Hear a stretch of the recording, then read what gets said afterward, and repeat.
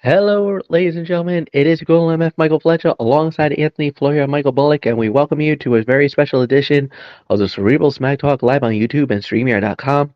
And gentlemen, we have ourselves a big night ahead of us because we have, of course, the introductory performance of TNA Wrestling, a deeper dive into TNA Wrestling than we normally do on our show.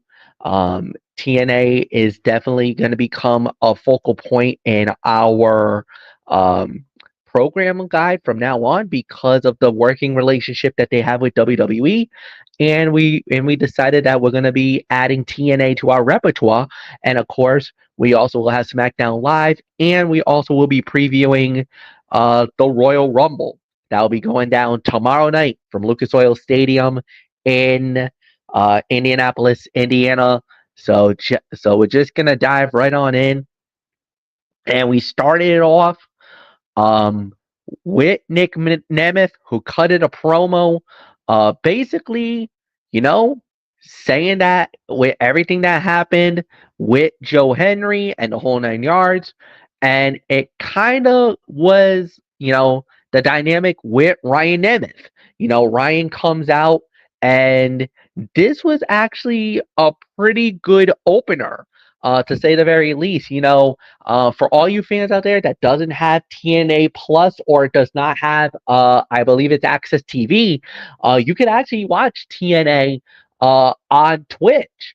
Normally, multiple streamers in the Twitch community actually now has the blessing from TNA Wrestling to stream their program live as it happens every Thursday night, and that's how I am getting my feed through TNA Wrestling. Basically, thanks to the wonderful people from Twitch.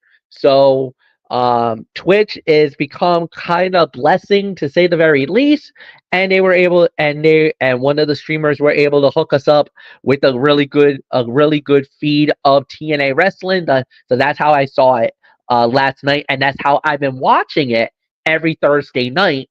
Anthony Florio obviously is our TNA aficionado who normally does it every week for us during his Tony's Take. And Anthony, I can come on in. You can come on in right now with this because I felt like this was a solid promo. Obviously, it shows the dynamic of Nick Nemeth, who obviously did lose the TNA World Heavyweight Championship at Genesis, losing it to your favorite wrestler and Michael Bullock's favorite wrestler, Joe Henry. However, Ryan Nemeth, his brother, basically is like, yeah, no, this is, we can get this back. Absolutely. And a solid segment here. And it set up the main event for last night's Impact with the Nemeth brothers going up against First Class, AJ Francis and KC Navarro. And, a perfect get-right match for Nick Nemeth after losing the TNA World Heavyweight Championship to Joe Henry at Genesis. A great way to get him back on track. And there's a lot more to this than meets the eye, I think. But, we'll have to wait and see on it. But a solid promo segment. Now, I know Bullock doesn't really watch Impact Wrestling, or maybe he does. I don't know, because he doesn't have the hookups that we do. But, my guess is I should probably give it back to you, MF. Yeah, that's fine. Fine. I feel like TNA will probably be you and me exclusively, Anthony. Yeah, because I don't have the access like you guys have. Then that's what we're gonna do. So TNA will be exclusively. So I'll sit this one out, and then once we get to the Friday Night SmackDown and the preview of the Royal Rumble, that's when I'll come in. All right, very well. So there you go. From now on, folks, every Friday night when we do TNA, it'll be exclusively me and Anthony, and then Michael Bullock will join us once we get into the SmackDown portion of it. So first fight of the night, and actually, Michael Bullock, you might want to listen to this because this has something to do with your one of your girls from NXT. It was Cora Jade. Cora Jade actually went up against Hainan, and it was Cora Jade winning the match in 3 minutes and 2 seconds. Obviously, this was Cora Jade's first match in TNA. Simple, nothing spectacular. Simple victory for her. However, after the match was over, Cora Jade basically was like, "Yeah, I'm gonna show why NXT women are better than TNA women." Except that brought out Zaya Brookside to even up the odds, and Anthony Florio. Not much to say about the match because it was more of a showcase for Cora Jade for a brand new audience, a TNA audience that never seen this beautiful baby girl. But Zaya Brookside and Cora Jade, that might be an interesting fight. That might be an interesting matchup here. Yeah, What's that to you? Oh, absolutely it would. I mean, Zaya Brookside, one of the best, a great up-and-coming young talent. She is the daughter of one of the great British wrestlers of all time, Robbie Brookside. I mean, Robbie Brookside, we all know a lot of the great things that he did in his legendary career. And Zaya Brookside, his daughter, now keeping that family tradition alive. And I think she would be a great first serious opponent for Cora Jade in TNA. But the ultimate end game is Masha Slamovich and the Knockouts Championship. And Cora Jade definitely wants that. And we're going to get that match soon enough. We just don't know when. But yes, I mean, I do believe Zaya Brookside would be a great first legitimate serious feud when she's not squashing enhancement talent, which Hyann is, and not really going to bother with a rating on that. Yeah. The only rating I could give it would be a rating of DS, and that would be delicious squash. So yeah. So that's all I can give it. So hey, her and Zaya down the line, I'm good with that. I think that would be a solid matchup. But I do believe eventually we will see Cora Jade challenge Masha Slamovich for the Knockouts Championship. So we'll see what happens. All right. All right. Next up that we did have on the fight card was Leon Slater going one-on-one against Brian Myers. And Brian Myers wins the match in 9 minutes and 52 seconds. Anthony Florio, it is yours. Solid 3, teetering on 3.25. Leon Slater losing to someone like Brian Myers may not be the best idea, but what mattered the most is that Leon Slater got to have another nice match. He continues to look good almost every time he is out there, and it is nice to see him building up a bit of status. Now just get a few wins going, and he might actually go somewhere. Well, he might be going somewhere, because shortly after this, there was a backstage moment. Frankie Kazarian tried to get in Leon Slater's head, saying, "Oh, I can be your mentor, yeah." And then the system came in, and they tried to recruit him. And then the Hardys, Matt and Jeff Hardy, show up. And next week on Impact, we're going to see Leon Slater team up with the Hardys, and they're going to go up against Moose, Eddie Edwards, and JDC of the system. And that's going to be a nice little 6-man next week. So, but Leon Slater, let me tell you, man, he's only 20 years old. He's the youngest member of the TNA roster, and we've seen him do some things before. And I'm telling you, this young man, this is a name you got to watch for years to come. So I see a future X Division champion right there. Who knows? Maybe he could be the guy to dethrone Moose for that X Division championship. I could see it. So we'll just have to wait and find out when they decide to do it. Could be a TNA Plus special. Their next big pay-per-view is not till April with Rebellion. So we'll see what happens. But a solid 3 to 3.25 stars. So not much more to say. MF, your thoughts? Yeah, I'll go with 3 1/4. I thought they did a fine job. This was exactly what it needed it to be. An enjoyable match, a solid fight. I think everybody will agree with that.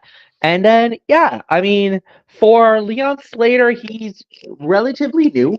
Um, and a lot of these guys I'm not familiar with. So please, I'm gonna please give me a little bit of some leeway I'm really trying to get back into TNA. There was a time where I was with TNA, followed them almost religiously for a good few years, and then they started to really go off the cliff a little bit. Fell apart. There wasn't anything that was really interesting anymore. It kind of lost its momentum and whatever you want to talk about. Then when TNA went to Twitch, that was my avenue. I got back into it. That was when RVD was there. That's when the Brian Cage was there, and I've been periodically in and out of TNA. But what really got me back into TNA was this thing with NXT, WWE working together, this working relationship, and it kind of piqued my interest a little bit. And then, as you notice, TNA has been on the rise. They've really caught fire. I want to say the last year and a half, Anthony, more or less, is where I think we can legitly say TNA's really kind of has really gotten a little bit of a headwind, and it's really starting to look like they finally found their way through all this murky waters that they've been going through for the last, God, it's been like a few years where it looked like TNA was in like deep trouble. Like we're talking like almost AEW level trouble. Oh, absolutely. Yeah, I'm right there with you. I mean, So yeah, yeah, go for the ahead. longest time, TNA looked like they were in for a long time, their programming wasn't really all that exciting and a lot of boring stuff, but TNA has been coming on just like WWE has over the last couple years. So I could see why TNA and WWE, or mainly NXT, wanted to do this partnership and work together. I think it would be a great benefit to both of them. So Yeah, absolutely. And speaking of great benefits, here's one guy that has actually got a great benefit working in TNA.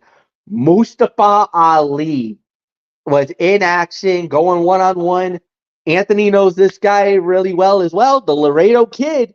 And it was Mustafa Ali winning the match in 5 minutes and 40 seconds. The only problem that I have about this match is that it was too short. That's the only major criticism I have about the match. It's the length of the time. However, just for the length of the time that they had, fun little sprint. I think that's the best way to say it. This was a solid matchup. I'll give this about maybe, I'm going to probably say about 2.25 stars for what it's worth. Anthony, it's yours. I'll give it 2.5. Mustafa Ali is still as smooth in the ring as you can see, and that is great to see. It is interesting to see what Ali can do when he is given the chance and not doing as much of the over-the-top campaigning stuff. That can work well, but he has the in-ring work to back it up, and that works very well. Post-match, Mustafa Ali is rather happy with his win, but Mike Santana comes in to challenge him. Ali would love to do that someday. So, Mike Santana versus Mustafa Ali down the road? Sign us up. We're here for it. So, yeah, I would love to see that match. So with that being said, solid 2.5 stars, and MF set me up for the next match. All right. It was Eric Young and Josh Alexander versus the Northern Armory. And the fight got thrown out in 4 minutes and 26 seconds because Eric Young turned on Josh Alexander. Absolute beatdown. He has joined the Northern Armory. And oh, man. You want to talk about a swerve? This was a swerve. This was a holy cow. Anthony Florio. I got to address this. We don't really talk about many swerves in TNA, man, but this one was a swerve. Eric Young turned on Josh Alexander to join the Northern Armory. The match is only 2 to 2.25. This was little more than an angle, and there is nothing wrong with that. I'm curious to see if this is pretty much it for Josh Alexander, as he will probably have a match with Eric Young and then right off into the sunset. Other than that, it's Eric Young as a heel again. And I guess that's something we get to see for reasons of, I don't really know. Eric Young as a heel, I mean, I really don't know about that. So I'm a little, he hasn't really done much of anything as a heel, really. So, I'm curious to see where it goes. So by default, this was the worst fight of the night, by the way. So 2 to 2.25. And Josh Alexander definitely, you remember, he said it at Genesis, I quit TNA. And he's probably just finishing out the contract here, and then we'll see where he goes after that. I hope it's WWE, honestly. I pray to God he doesn't go to AEW, because his career will go to die in AEW. So he better go to WWE, because I know Papa H and Shawn Michaels, they would take damn good care of him. I know they would. So, well, especially after what Chris Jericho said, something that really rubbed me the wrong way. Something about the Hall of Fame.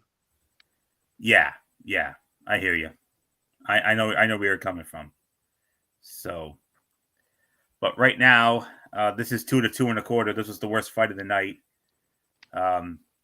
More angle than match, really, MF, honestly. Yeah. Fair enough.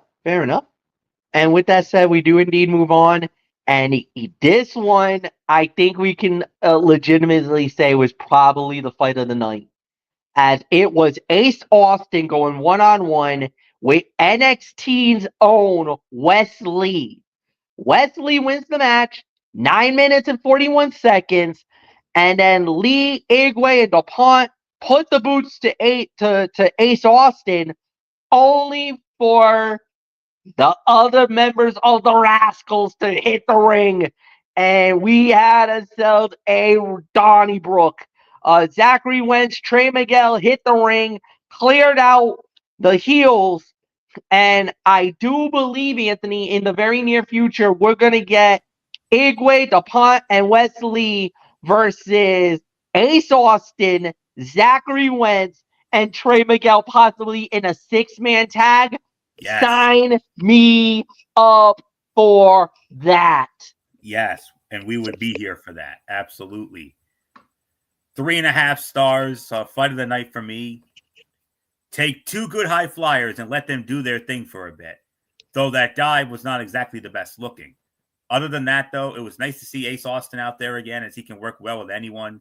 Wes Lee continues to need something a bit better to do, though maybe a changeover to TNA is a smart move. So, and as MF said, post-match, the beatdown is on. The Rascals made the save. And before we get to the main event, it was announced that the new TNA World Heavyweight Champion, Joe Hendry, next week, for the first time as TNA Heavyweight Champion, it's going to be a Joe Hendry concert. Oh, we know. Yes, indeed. Now, the question is what is he going to be talking about? Who's his target? Because normally, when you get Joe Hendry, he always has to cut something about someone. So I wonder who's going to be his target next week. I'm curious to find that out myself. So we'll see what happens with that. But Joe Hendry will be in concert next week, and we're definitely going to address that. So yeah. But for me, fight of the night, 3.5 stars. Excellent match. MF, your thoughts? No, 3.5 stars, no doubt about it. Everything you said is absolutely spot on. And speaking of TNA for next week, there's going to be a women's battle royale, which I do believe if you win this battle royale, you'll be the next in line for the Knockouts Championship.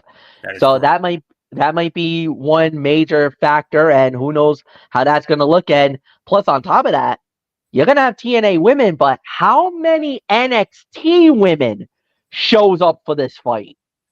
That's going to be the main question. Interesting. How many? We'll find out. Not only that, but we do have, Anthony alluded to it, Leon Slater and the Hardys going up against the System. We also will have Mike Santana going one-on-one with Matt Cardona. And then, of course, Joe Henry, the Joe Henry concert, his first concert as the heavyweight champion of the world of TNA. All right, main event for this show was the Nemeth brothers, Ryan and Nick Nemeth, and they went up against Casey Navarro and AJ Francis. And when it was all said and done, winners of the bout in 9 minutes to 25 seconds, the Nemeth brothers. It was Nick Nemeth hitting the danger zone on Casey. Ryan swooped in and got the 1-2-3 pin on him. Nick did all the work, but Ryan stole the glory. I don't know, Florio. That seems a little fishy to me. I told you there was more than this that meets the eye, didn't I? Mm-hmm. 3 1/4, teetering on 3 1/2. Ryan Nemeth is starting to turn himself into something interesting with his goofiness, and having him steal the win is a nice touch for him. That being said, I don't want to see the two of these guys face each other. But for now, we're at least having something with Ryan Nemeth as the annoying brother. AJ Francis and company losing is always a plus as well. So this could have been a lot worse. And, well, next week, as per a backstage segment with the Nemeth brothers, Santino Marella, and Ariana Grace, the liaison between NXT and TNA, Ariana Grace rewards the Nemeth brothers, and next week the Nemeth brothers are going to challenge Nathan Frazier and Axiom for the NXT Tag Team Championship. Ho, ho, ho, ho. There's your main event for next week. So let's see how that plays out. So 3 to 3 1/4 for this. So no surprise with the outcome, but oh boy, what we're going to get out of this next week. So not much more to say. MF, your thoughts? Yeah, 3 1/4, absolutely. Well said that you alluded to, and yeah, this is gonna be a hell of a fight. I think they did a really good job with it. It told us a really good story here, and yeah, really nothing more to add. So, I guess I lead off on this. For me, TNA, not bad, pretty good show. There was a lot of talking segments, not really much in the way of wrestling, but you know, with the injection of, I'll say this, with the injection of the NXT guys coming into the fray is always a good thing. Always a good thing to have, because you never know how that's going to play out, how that's going to look. But to me, not bad. I think they did a pretty good job. It was passable for the most part. I would give this about maybe about 6.5.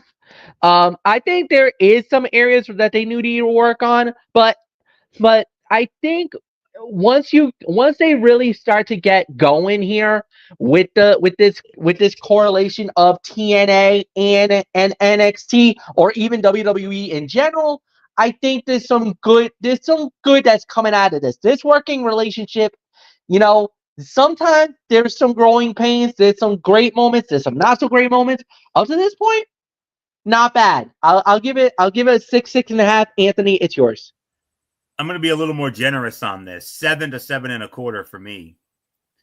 Let me see here. The NXT stars being around is a nice way to go, and I'm curious to see where it goes. At the same time, you had some good matches and enough things being moved forward. Though I'm more than a bit hesitant about a renewed Eric Young heel run. The show wasn't, overly great, but it does give you a good idea of where some things are going in the next few weeks. So between 7 1/4 out of 10 for me.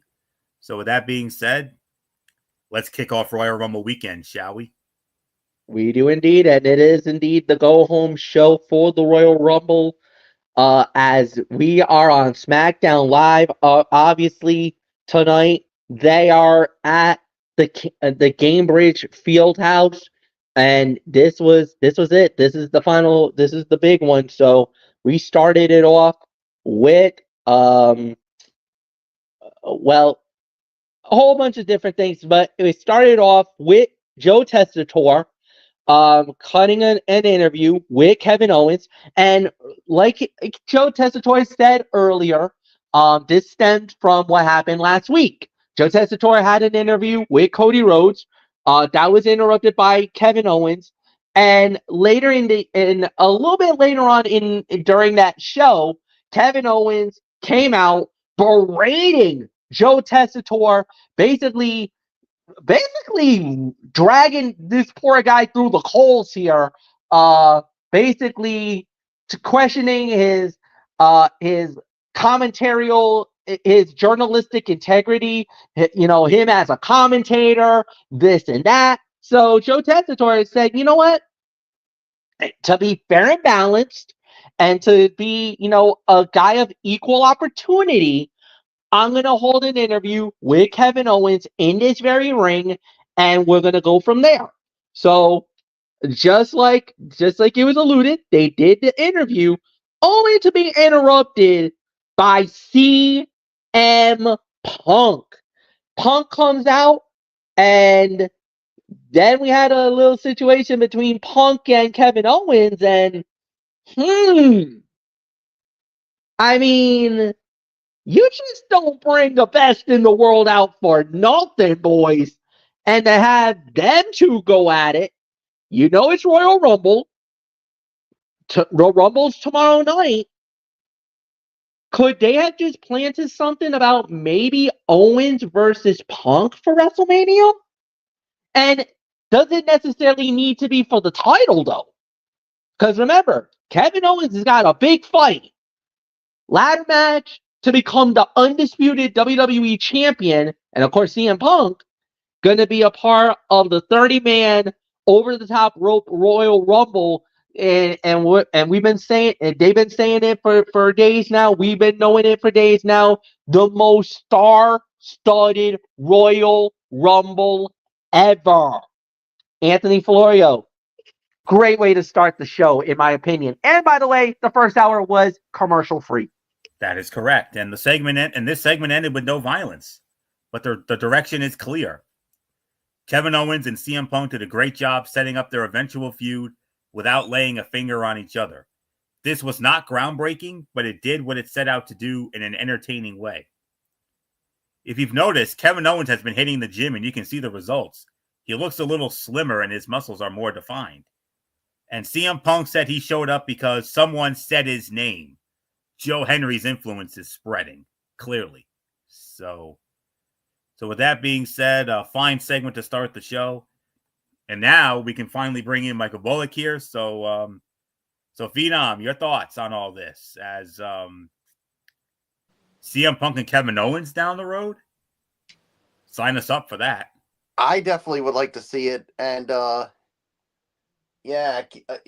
first off, I mean, for Kevin Owens to berate Joe Tessitore, a great announcer who's just trying to be fair. I mean, for him to do that, as I like to say, Florio, that's a major no yeet for Kevin Owens. And Joe Tessitore, one of the great voices of college football. On top of that, yeah, you don't disrespect Joe Tessitore like that, Kevin Owens. He's one of my favorites. I'll tell you that. Dude, I gotta say, Joe Tessitore coming to WWE, I was a little nervous when I was a little nervous when he was coming, because I've seen him in the world of boxing. I've seen him in because he's also the voice of the boxing on ESPN. He was the voice of Top Rank Incorporated when they did the special events on ESPN. He does an amazing job on that. And of course, Anthony, you alluded to it, being one of the big voices for the college football on ABC and ESPN as well. And to me, I think he's done an amazing job. Mm-hmm. And like I said, and I got to also give props to Joey Tess, because he could have told Kevin Owens, no, I'm not going to do it. I'm not going to give you an interview after what you did to me last week. But to do it because of his journalistic integrity and, like he said, to be fair and balanced, he gave him an opportunity. He gave him his chance to, talk his grievances and everything else. So, I mean, props to Tess for even doing that. Yeah, but do you really think Kevin Owens is going to be fair with how delusional he is? Oh, no. No. But, yeah, after that, CM Punk comes out, and, yeah, I definitely would love to see a CM Punk, Kevin Owens somewhere down the line. And a little memo to you, KO. If you think you're going to win a war of words with CM Punk, that's not going to happen. You're not going to intimidate CM Punk. He's been down this road before, and he is the master of the pipe bomb, and he's not afraid to drop some on you, KO. So, as Jerry the King Lawler once said, always keep your words soft and sweet, because you might have to eat those words later on. So, yeah, this is interesting, and I've seen this happen before, where, if you guys remember, when this was after the Royal Rumble, when the Undertaker appeared on Monday Night Raw, ECW, and SmackDown to confront both world champions. So maybe this is a tease. So we're gonna have to wait and see. But first, we got to see what happens with the men's Royal Rumble match come tomorrow night. So nothing more to say. It is yours, Fletch. And not only that, but we also got to see what happens in the WWE Championship match with Kevin Owens and Cody Rhodes, because that will also have a major impact as it pertains to WrestleMania as well. So there's a lot of interchangeable parts. There is that one dream bout that we just saw that maybe we get. I don't know. Possible. We'll wait and see how it plays out. But one thing is for sure, it's going to be a heck of a match. If it is CM Punk and Kevin Owens, but we'll see how that plays out during the night. So right after that, we had our first fight of the night, which was Jimmy Uso versus Carmelo Hayes. And when it was all said and done, the winner of the bout in 8 minutes and 30 seconds, Jimmy Uso. So Anthony Florio, it is all yours. Pulling the tights and getting the win, by the way. Don't think I didn't notice that. But while this was a solid match with a lot of good individual moments, there was something off about the pacing. Both of these guys can work quicker than they did here, so it felt like they were going slow at times when they should have been picking back up. The waiting between sequences allowed for big moves to be sold, but it cut down on how exciting this bout should have been, especially considering who was involved. Jimmy Uso ended up winning with a counter and a handful of tights instead of his finisher, so we will almost certainly see these two in the ring again. And Jimmy's backstage pre-match promo was short and sweet. The way WWE has been doing those has definitely added to the product. Carmelo Hayes mocked Tyrese Halliburton, who was in the front row. And WWE bringing back the Samoan thing with headbutts having no effect is great. It was always a fun bit during matches before it went away. And the way Jimmy hit a superplex was awesome. He didn't lock his arm around Melo until he was on his way down. 2.5, teetering on 2 3/4 of a star. That's the best I can go. So not much more to say. Michael Bullock, like I said before, Jimmy Uso, yes, he got the win, but it was pulling the tights and getting the win. Yeah, but there's an old thing: if you don't see it, you can't call it. And because the thing is, you'll get in trouble if you start calling things you don't see. So what did you give this, Florio? Oh, I'm sorry. 2.5 stars is my rating. Yeah, I'll give this about 2.5 stars. I mean, I'll say the match was solid, but not overly spectacular with this. So that's all I'll say. It's yours, Fletch. Yeah, no, this was about 2.5 stars, no doubt about it. I think they did a really good job with it. So Really nothing more to add there, and we just move right on along. Next up on this show, let me see if I can find it. All right, it was Michin going up against Chelsea Green for the Women's United States Championship, and Michin wins the match by disqualification in 6 minutes and 20 seconds. I believe this goes to Michael Bullock. So, Bullock, quick thought on this match. I'll give this about maybe 1.5. But was it the rule of this match, Fletch, that if Michin didn't win the match or she didn't win the title, or she would never get another shot? Yes, but because she won it under those circumstances. But this is what I was about to say, Fletch. Yeah. But because she won by disqualification, I think she deserves another shot. I would believe that does open the door for her to get at least one more opportunity. Now, if she had lost the match by a pinfall, or if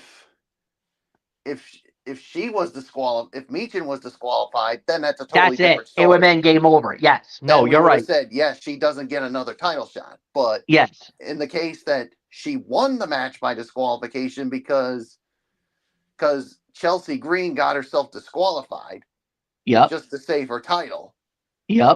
So I think because of that, I know Chelsea Green's going to say, "Look, the rules are the rules." She didn't win the title, and she doesn't get another shot. But here's the problem, baby girl. And I know she probably would scream in my ear if she heard this, but I don't give a damn. Michin won by disqualification because you got yourself disqualified. So therefore, she deserves another shot. Plain and simple. Yeah. And I hope Nick Aldis hears that out.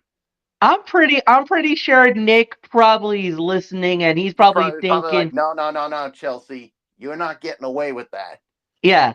I'm ordering another match between you and Michin for the United States Championship, and I think he should go one step further. If Chelsea Green gets herself disqualified or even gets herself counted out, not only would she lose the match, but she would also lose the championship. I think that might be possible. Because I think he wants to make sure Nick Aldis is going to make sure that Chelsea Green doesn't try anything to save her title. I could see that. And plus, if you're gonna do the same rule that if Michin loses that she doesn't get another opportunity, then you gotta put something in play for Chelsea that I agree. Because if you're gonna put that same rule in effect, then you gotta do the same thing for Chelsea Green. And that is that you would have to make that decree that if you get yourself disqualified, if you get yourself counted out, and on top of that, I would even go one further and make sure that Piper Niven is barred from ringside. Exactly. So that would be like no more excuses, no more nothing, straight up one-on-one, and we have an outcome. So, but I don't care. I'm sorry. Michin's not winning the belt. I don't care what the circumstances is. I don't care what I don't think so either. What the thing is. Chelsea Green has become one of the brightest stars on SmackDown, and I hate to say this, she is the perfect representation of the Women's United States title. Right now, she's too hot for her to lose that belt. I think she's going to retain it when this rematch happens. It's just that you need to put those things that we just talked about in there. That's like, you ain't getting away with this again. Mm-hmm. Plain and simple. If you're Fair going to enough. prove yourself that you're a worthy champion, you need to do this one-on-one and not pull that crap again. Yeah. So I'm giving it 1.5 for the effort. So it's yours, Fletch. Yeah, I'll go with the 1.5. I agree with that. I think you're absolutely right. I think they did a fine job with it.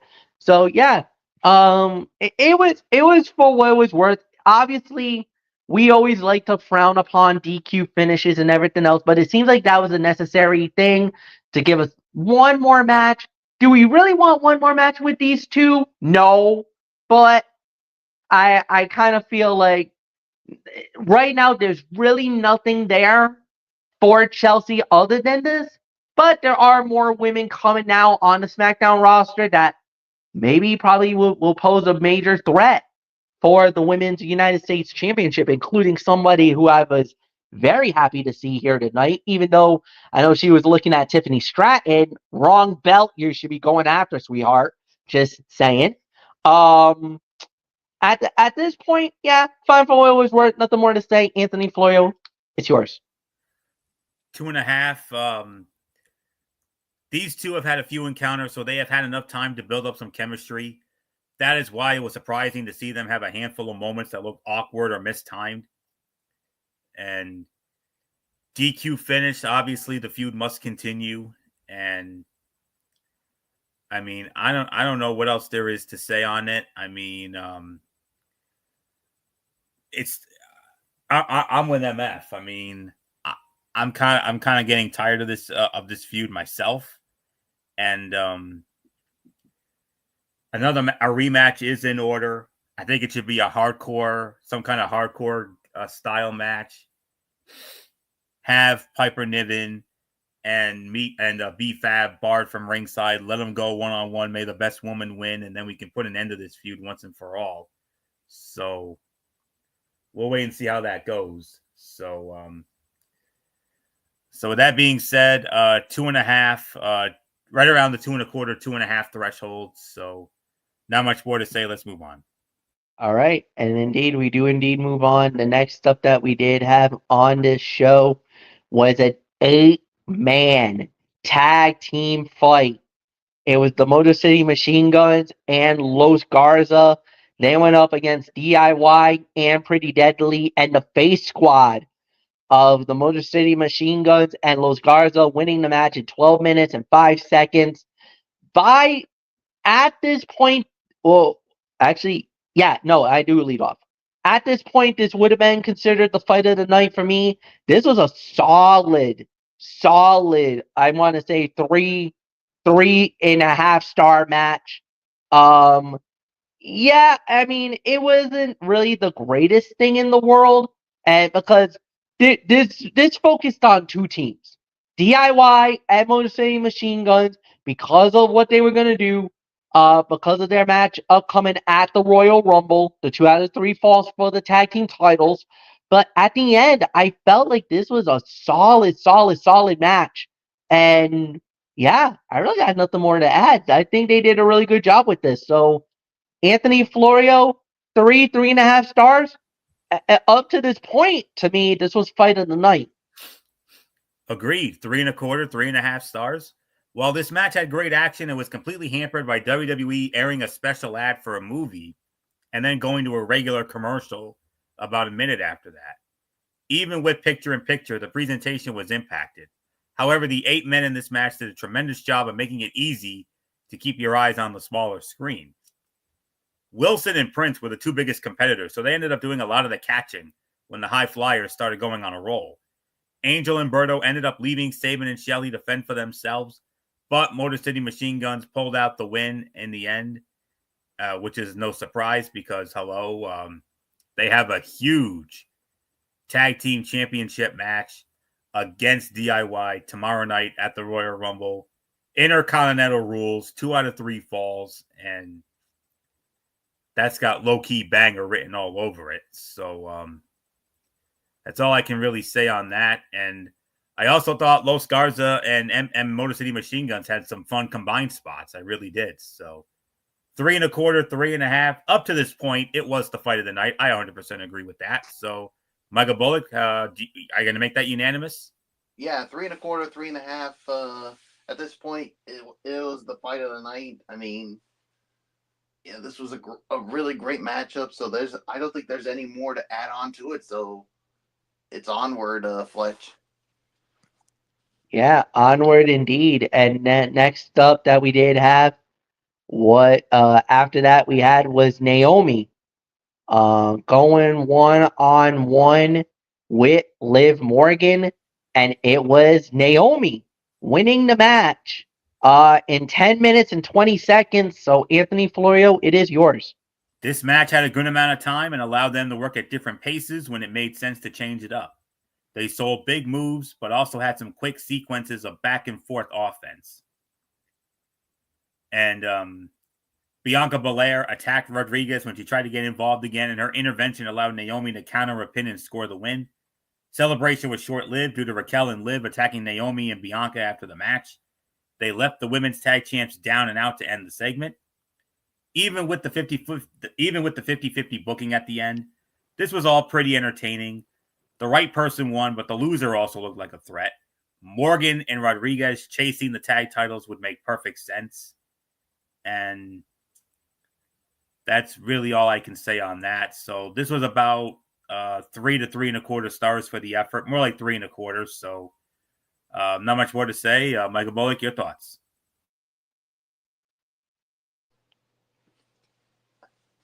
What did you give this? Three. I gave it 3 to 3.25. Bullock. Yeah, 3.25 for me as well. I mean, yeah, Naomi gets a huge win, but unfortunately, the celebration was short-lived because Liv Morgan and Raquel Rodriguez. Yes, Naomi won the match, but Liv Morgan got the last laugh when Liv and Raquel basically jumped the women's tag team champions, and they were left standing. So I think they're sending a message basically saying, "Hey, we're next in line for those tag team championships." So we'll see what happens with that. And so yeah, there's really nothing more for me to say. So it's yours, Fletch. Fine matchup. Yeah, 3.25, 3.5. I think they did a really good job with it. Nothing more to add. Next up we had was Andrade going 1-on-1 with The Miz. Winner of the bout in 10 minutes, Andrade. Michael Bullock, it is yours. Yeah, I'll give this about maybe a 3.25 for the rating for this match. So yeah, I got nothing more to say. It's yours, Fletch. Sleeper fight of the night for me. This matchup didn't have any business to be any good, and it ended up overachieving on both fronts. The Miz actually looked good. Andrade looked really well, and that spinning back elbow that Andrade hit was so picture perfect. It was unreal, that kind of a maneuver.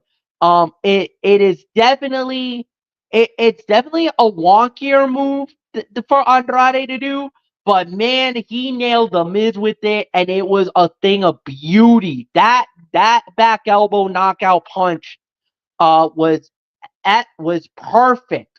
And on top of that, during the match, they got a "This is awesome" chant at one point, which was a pleasant surprise because normally when you see guys like Andrade and The Miz, you would never ever expect a "This is awesome" chant to be given out. But they got it. And like I said, 3.25, at least 3.25. And to me, sleeper fight of the night. Anthony, it's yours. Let me correct you on something. Andrade is used. I believe Andrade is used to "This is awesome" chants. It's not often we get one for a Miz match, honestly. I mean, when was the last time you heard of "This is awesome" chant for a Miz match, MF? Before tonight. Man, it's been a while. Long while. Yeah. Andrade's used to it because he's a better worker than the Miz is, with all due respect. But you're right. I mean, This bout lasted through a break and into the next segment, but the pace didn't really pick up until the end. Andrade scored a somewhat predictable victory, but it was a little surprising that the Wyatt Six did not have some kind of presence. We know they're on SmackDown, but WWE has yet to use them on the Blue brand. That might come in due time. Andrade makes everything he does look so smooth, but that makes the occasional stiff strike he hits really stand out. And Andrade helped make Miz's really good. So if you ask me, I think Andrade was more of the ring general in this match, to be honest. So 3 to 3.25 stars. Not much more to say except let's move on. All right. And with that said, we do indeed move on, and I believe this leads us to the main event of the evening, possibly? Yes, it does. It was Damian Priest and LA Knight versus Jacob Fatu and Tama Tonga, and it was Damian Priest and LA Knight winning the match 14 minutes and 50 seconds. Damian Priest with the South of Heaven choke slam on Tama Tonga to end it, but Jacob Fatu basically went werewolf and destroyed everything in sight, standing tall at the end.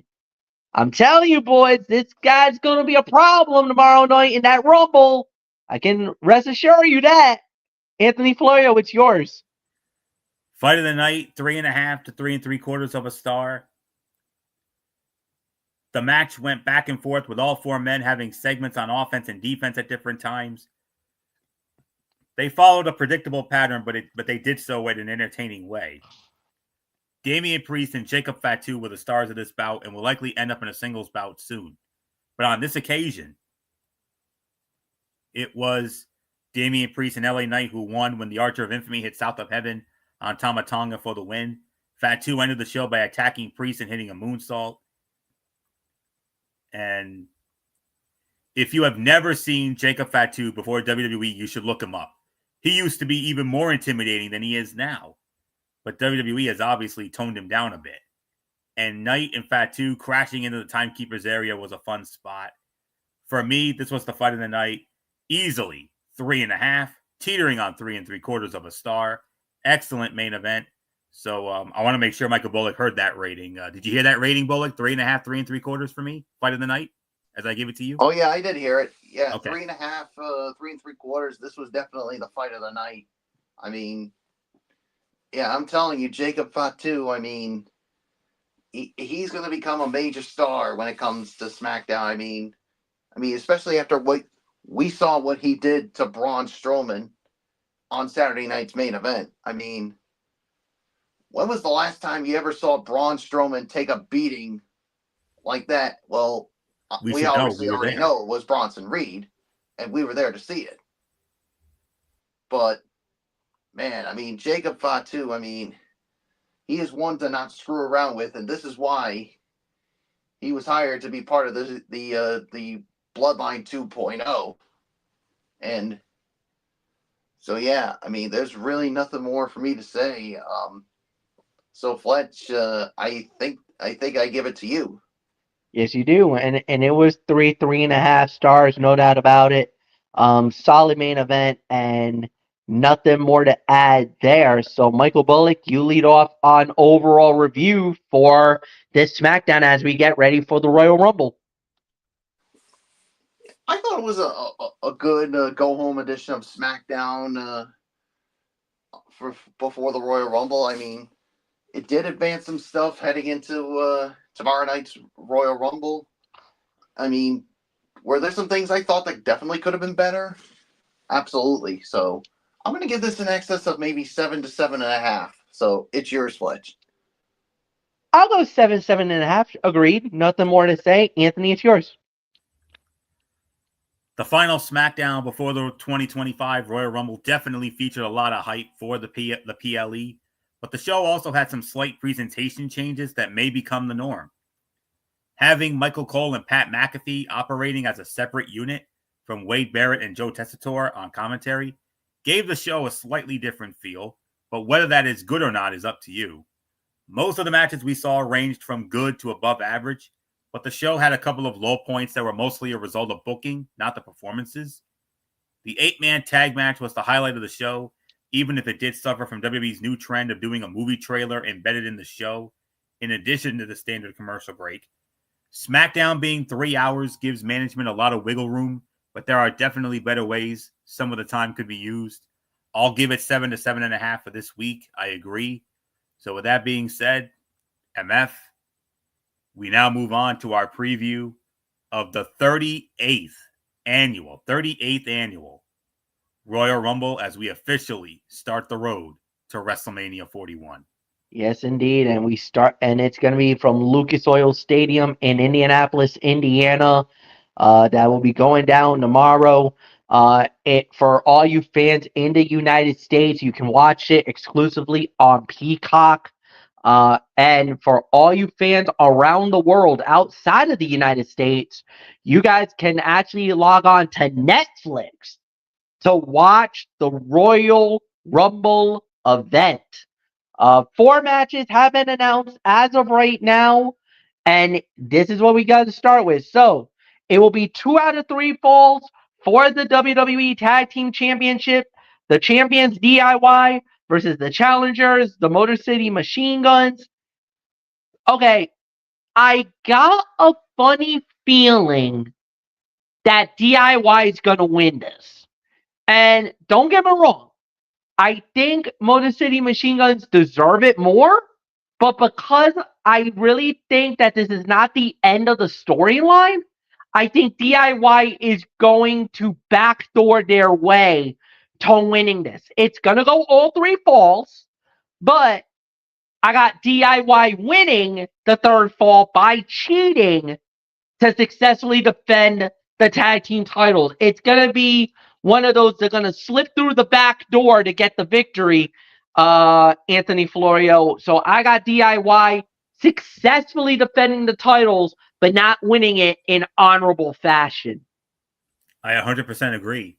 It is too soon to take the titles off of DIY. And kudos to WWE for giving 2 world-class tag teams ample time to show what they can do.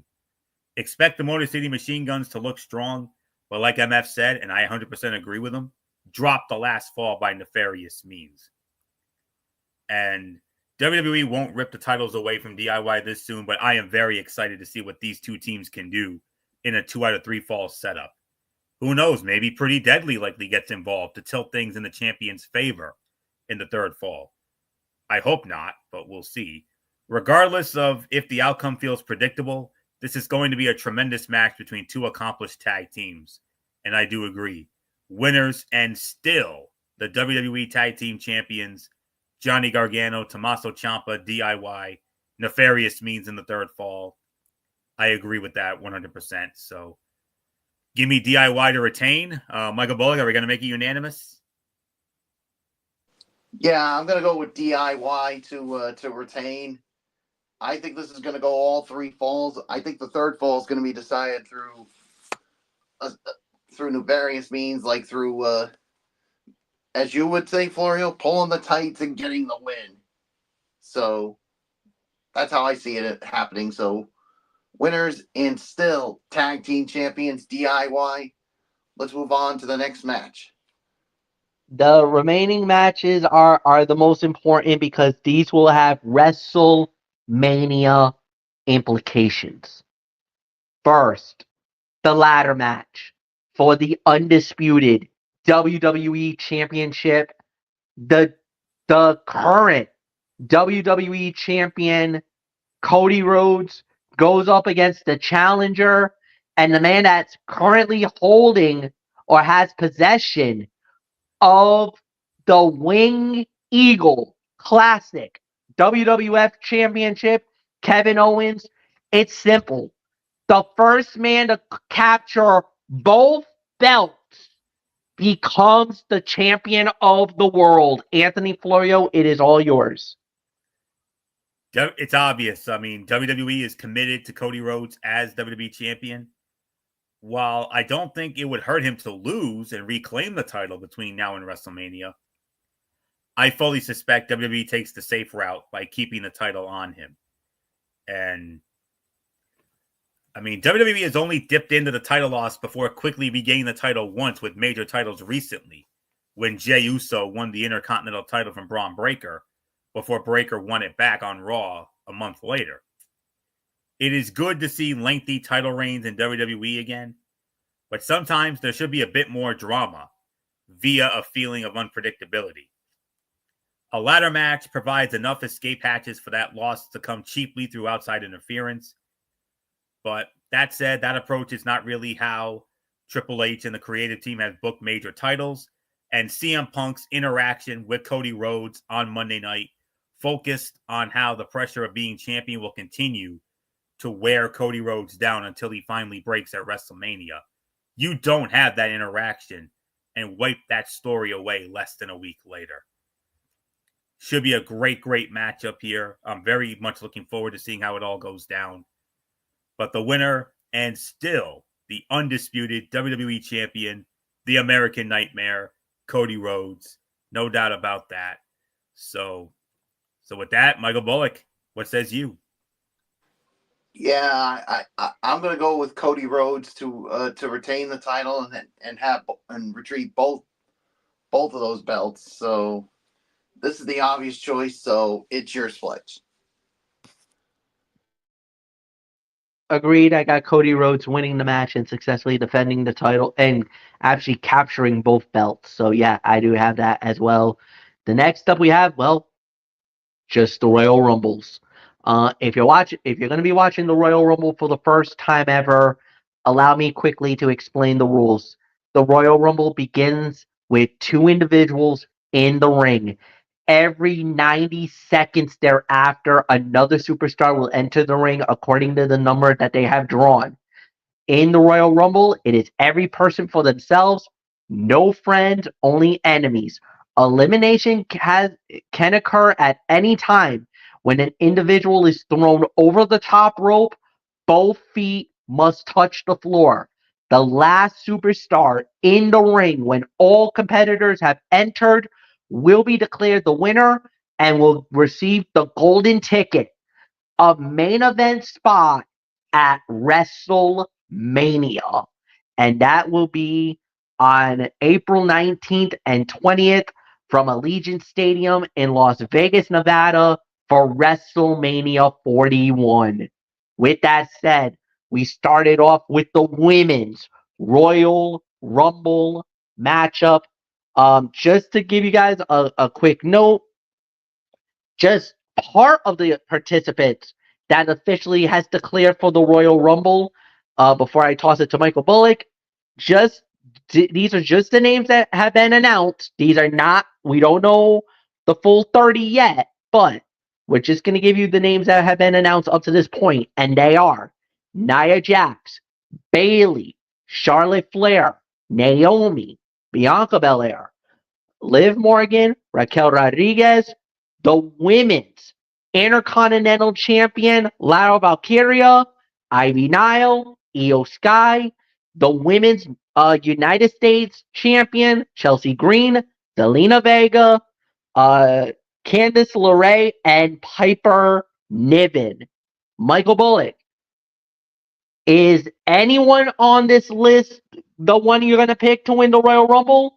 Or is there somebody else that's not named here that you believe is going to win the Royal Rumble? I'll tell you what, you never know what's going to come out of this.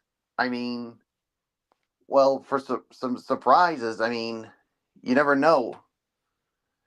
I know, and I don't know if you guys saw it on X regarding Jordan Grace, where she said, I am going to 100% be celebrating my mom's birthday this weekend. I don't know, guys. I don't mean to sound insensitive, but I don't buy that. I don't. Yeah, I don't buy that. I think she will be there. I think she's only saying that just to try to sniff the dogs off the scent. Yeah. That's what I think. I mean, yeah. I'm no Johnny Come Lately. I could see this a mile away. Okay. I mean, WWE, I mean, they just signed Jordan Grace to a deal. You really think they're not going to freaking pass up on an opportunity for her to make her official debut in WWE at the Royal Rumble. So I think she will be there. I'm not buying that tweet for 1 second. Another surprise I could see happening. I think we're finally going to get the return of your girl, Fletch. You know who I'm talking about. Becky? Yes. Okay. I think this is where we're going to see her. I mean, she's officially signed with WWE, and I think this is where we're finally going to get her return. And when she does tomorrow night, I think she's got one target on her mind, someone else that's in this women's Royal Rumble match. Who was the last person that was in the ring with her the last time she was in a WWE ring? Liv Morgan. Liv. Do you think for 1 second she has forgotten about it? And let's not forget about some of Liv Morgan has trolled Becky Lynch during her time away. Yeah, she has. So don't think that Becky has forgotten about that. So if I were Liv Morgan, you better hope and pray that the man doesn't show up. Because if she does, I can guarantee you, boys, she's coming for her ass. Yeah, but there's one problem. If Becky's there, the only way where Liv may actually get away is if Raquel's there. Because Raquel will neutralize Becky. She will neutralize her. So the only way this goes wrong for Liv is that either Raquel's been eliminated or her number has not come up yet and Becky is already there with Liv. That's the only way this goes wrong for Liv Morgan.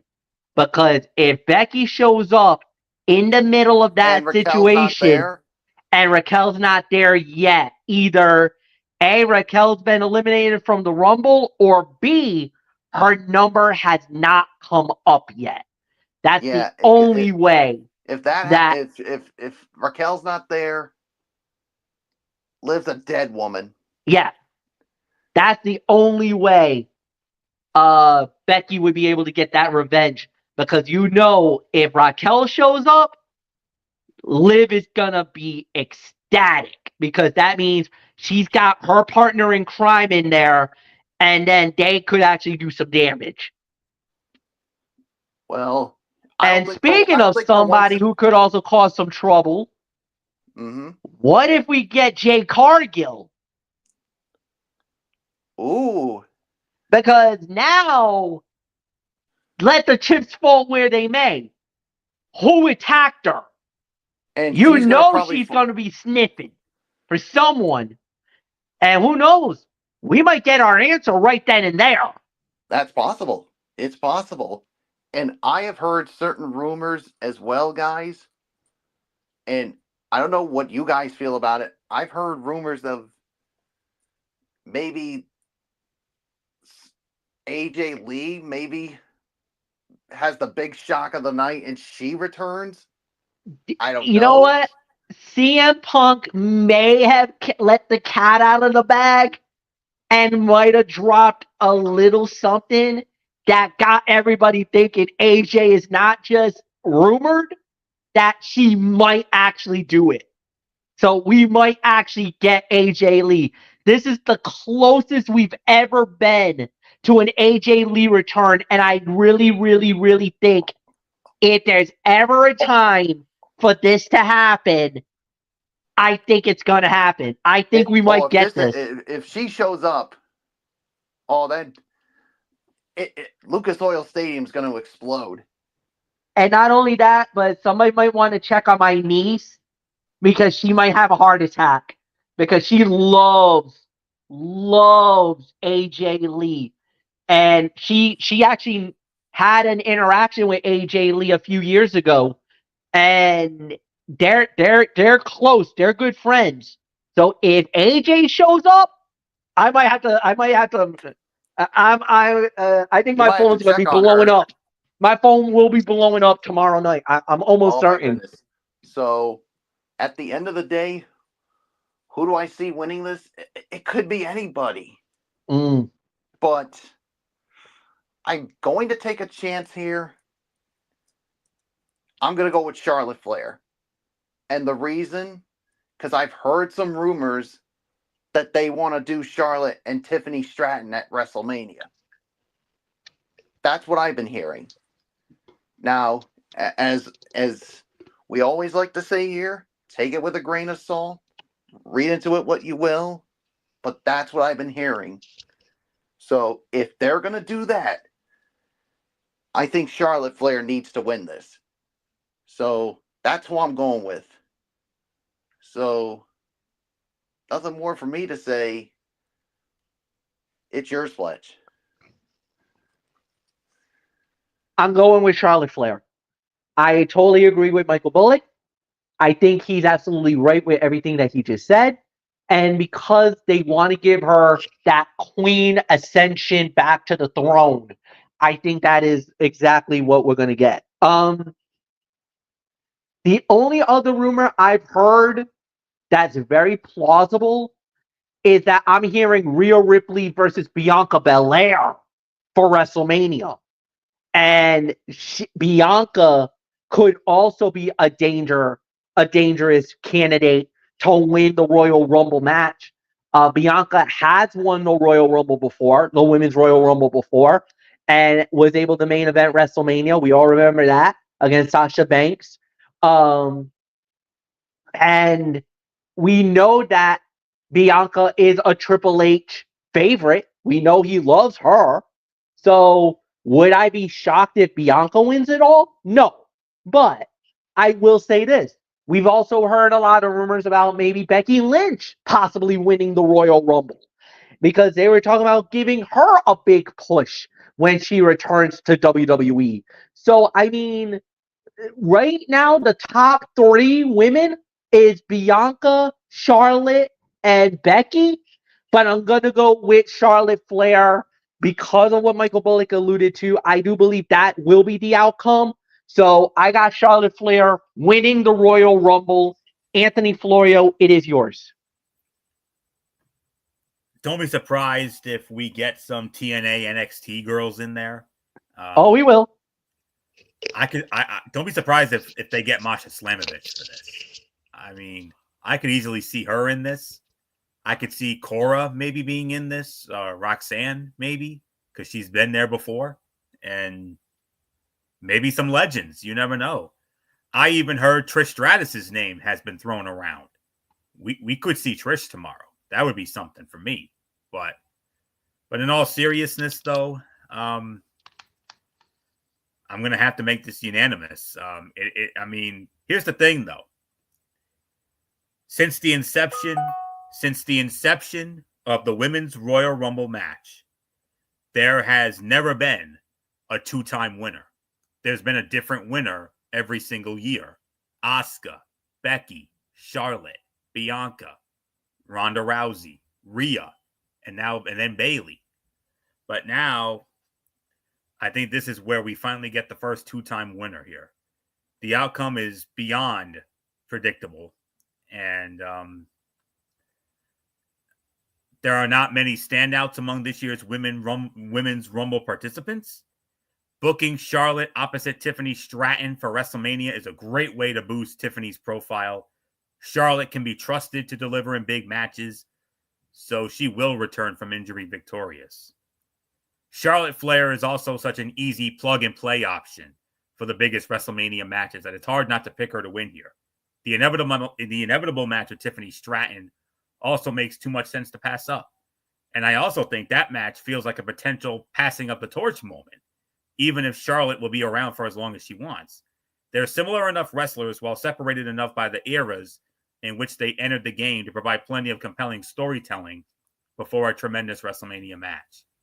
History will be made tomorrow night as for the first time in the history of the Women's Royal Rumble, we're going to have ourselves a 2-time winner. And that 2-time winner will be the Queen, Charlotte Flair. So it is unanimous. Charlotte Flair wins the Women's Royal Rumble. She'll go after Tiffany. And what a matchup that's going to be when it happens. As for who will face Rhea, the Chamber will determine that. So yeah. And Bianca, easy name. But one name that I do want you to watch for, Io Sky. Watch out for her. Yeah. I think she's going to do a lot of damage. I think so too. I agree. Let's move on to the men. All right, and we do indeed go on to the men. The men's Royal Rumble match. Like we said, like they've been saying, this Royal Rumble's match is the most star-studded lineup we've ever had. We just confirmed.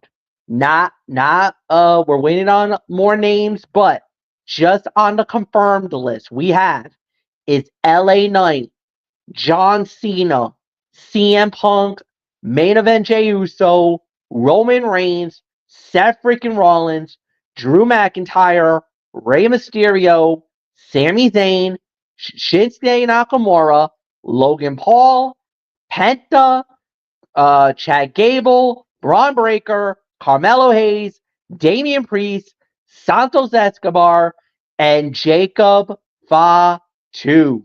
As of now, 18 out of the 30 have been confirmed.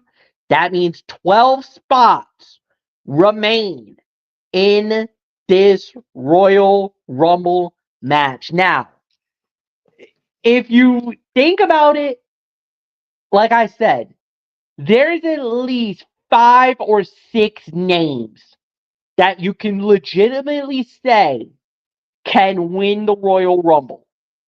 Legit. I think with the retirement tour going on, with everything that's riding on this Rumble, something is telling me John Cena is winning it all. Now, don't get me wrong. Would I be shocked if it's Roman Reigns? No. But do we really need to go Cody versus Roman one more time? No, I don't think we need that. I don't think we need a third, a trilogy. I think you leave it as is, leave it there. You don't need to go down that road. Could CM Punk win the Royal Rumble? Very possible. Very possible. No doubt in my mind. I think Punk would be a great matchup. And like you said, we did see something about it with Punk and Cody Rhodes. We seen that. And then there was an altercation tonight where Punk went with Kevin Owens, just in case if Owens wins the title, which could be possible. You never know. I think at this point, CM Punk is definitely a favorite. Could they give it to Sami Zayn? Obviously, Sammy's attitude lately, a lot to be desired. We don't know how that's going to look out. But at the end of the day, Sammy could win the whole damn thing. You never know. Obviously, Drew McIntyre could win the Royal Rumble. Because of certain things that's been going on, everything else, maybe he gets the nod and goes to WrestleMania. Maybe it could be Seth freaking Rollins winning the Royal Rumble. There is so many different guys right now. This is why they call it the most star-studded Rumble ever. I think there's going to be guys in this Rumble that's going to, once you get down to the nitty-gritty, we're going to see somebody step out of the spotlight and really shine. To me, I think there's going to be a couple of guys that's going to cancel each other out. Like, I believe Roman Reigns and CM Punk are going to eliminate each other. I think it's going to be one of those moments where a mistake is going to happen and they're both going over at the same time. I think that might lead to Roman versus Punk at WrestleMania. That's going to put a very bad spot for one Paul Heyman. Paul Heyman, the wise man, is going to get caught in the crosshairs of that mess. Good luck with that, Paul. I feel like it's Cena. I don't know why. I just feel like give him the opportunity, give him that shot, give us see, give us John Cena versus Cody Rhodes for the desire and the possibility of Cena to try to break the record at WrestleMania.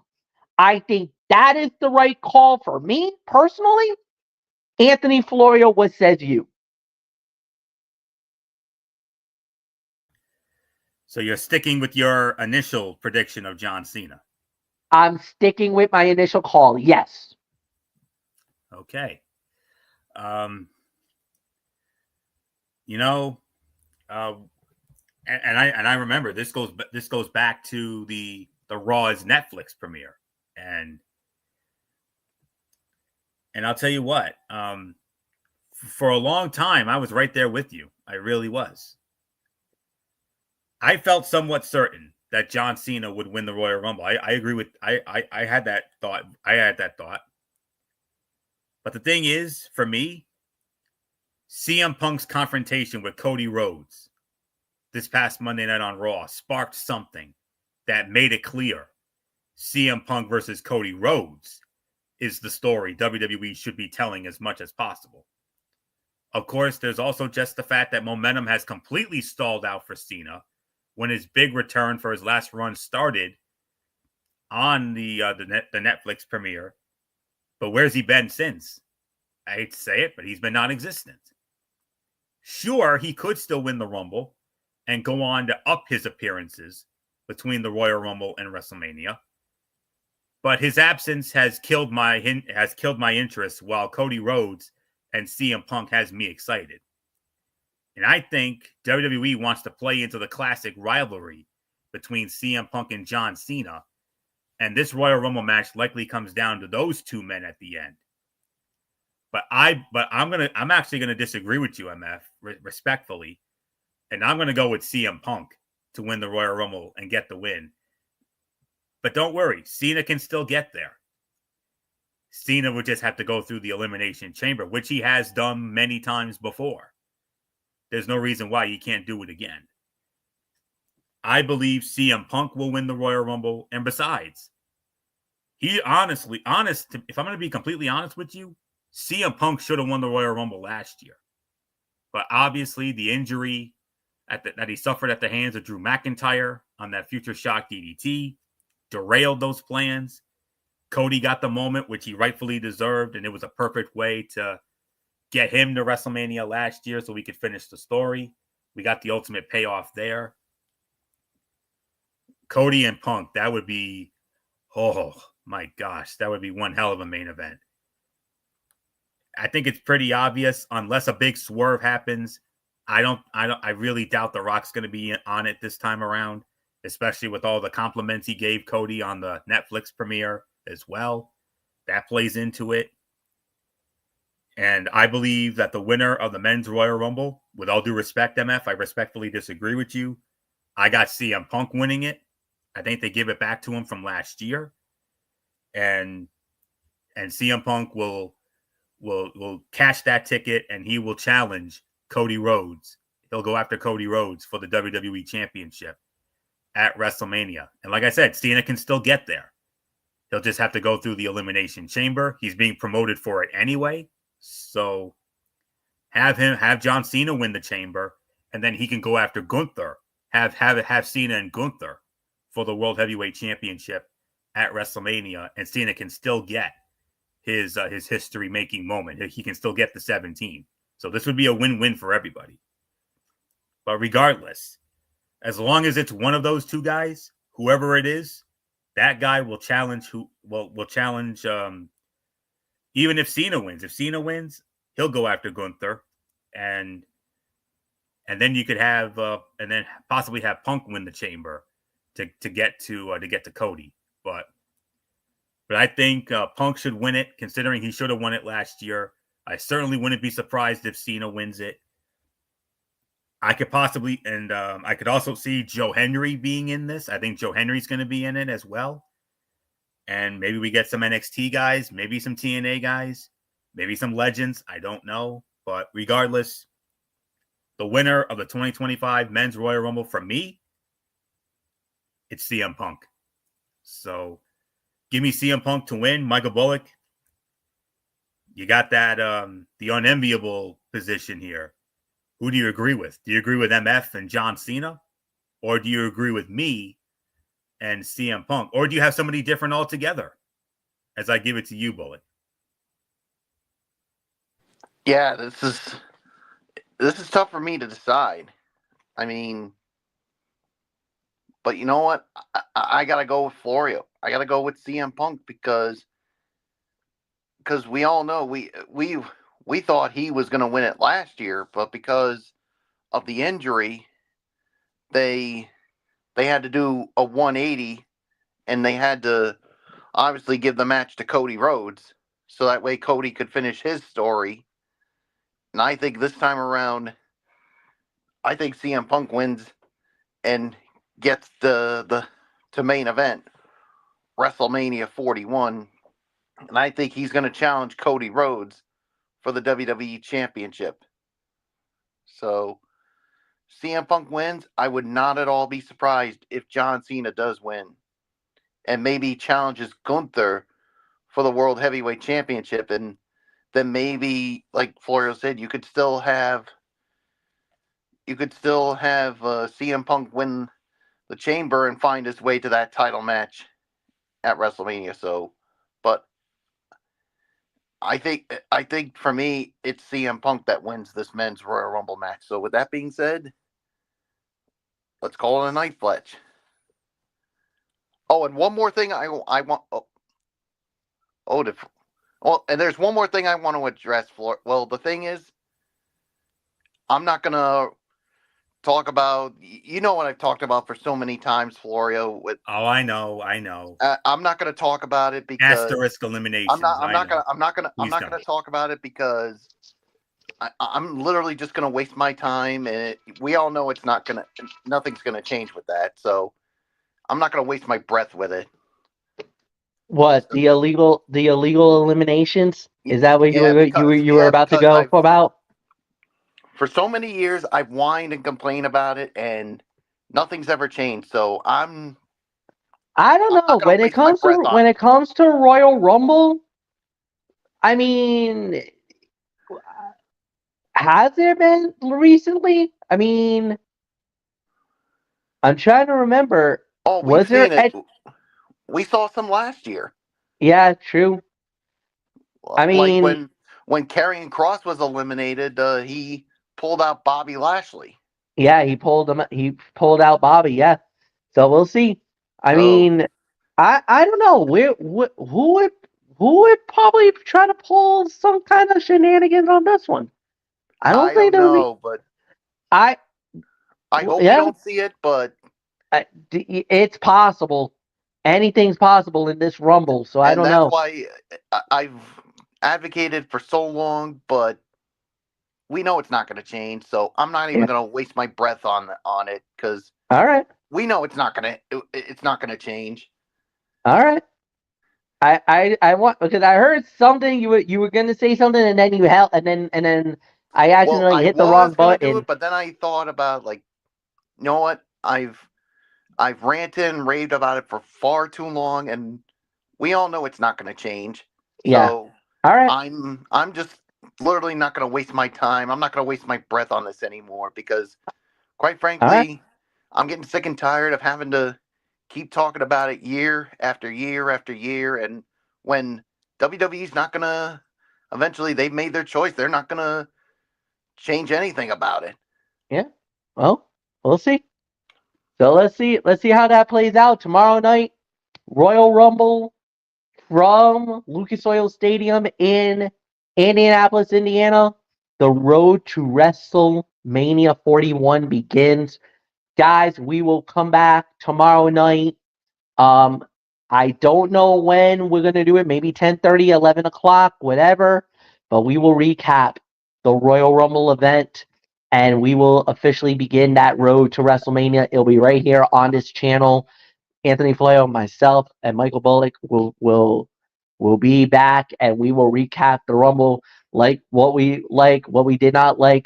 And right now we're gonna see how this plays out. Oh, by the way, just to let you guys know, I guess some betting line in Vegas is actually putting this down. John Cena and Charlotte Flair are now the favorites to win the Royal Rumble.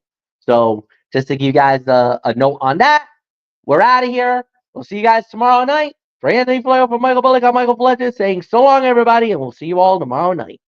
Bye bye.